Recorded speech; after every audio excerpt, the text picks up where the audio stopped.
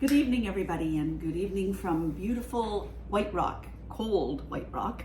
We just came back from Winnipeg, and it's now, I think, minus 27 or something there, but it was minus 12 to 14 here, and that is so unusual for BC. It was darn cold, and everybody thought they were dying, as you can imagine, but the wind was really bitter. Anyway, it was sunny all day, so we didn't mind it at all.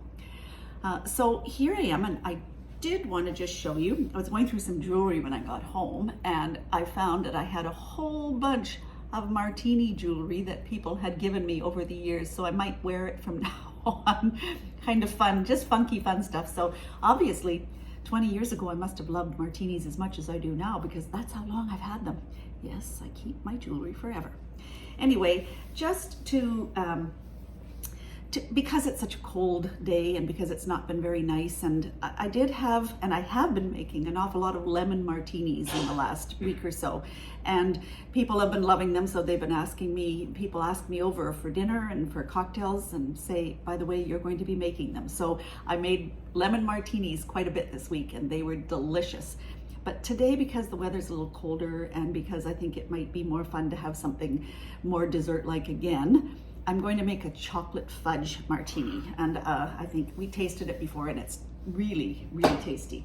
Anyway, the first thing you do is just add a little chocolate syrup to the inside of the glass. The rim if you want to, but I think the inside of the glass works just as well. A little bit of dribble here along the side. There we go. As much up to the edge as you can get there. Okay, there it is. That's just getting your glass ready. If you want to, you can put it in the cup and then, or into a dish and then twirl it around, but then it's still going to seep down the sides, so might as well do it this way. Okay, we've tried a couple of things, but I'm going to do it this way because I think it's going to be the best. Now, I'm using this time Dragon Mist liqueur, which is a liqueur from out here in BC, and it's a very local distillery, Dragon Mist.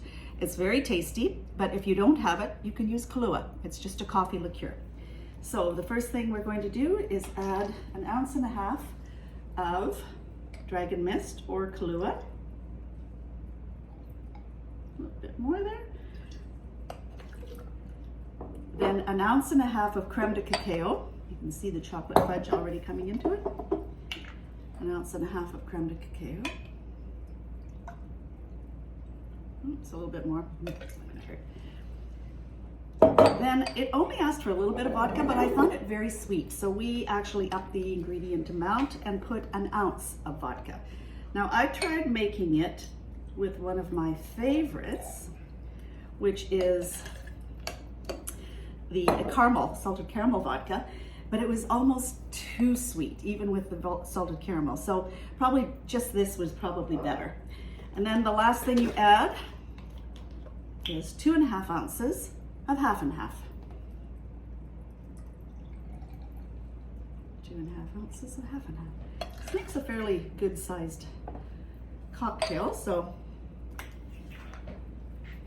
give it a good shake.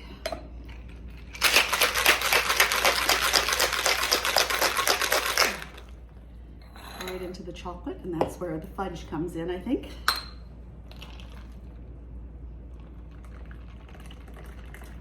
Oh, it does make a good sized cocktail, that's for sure.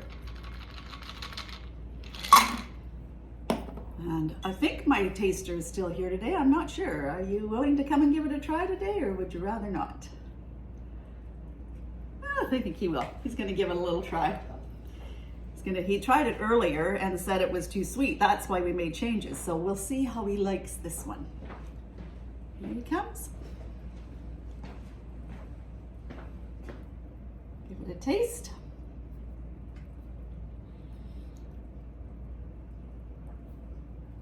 Oh, it gets a thumbs up, a big one. That was good. Oh, it really is good. It's very tasty. Anyway, as I said before, it's called a chocolate fudge martini.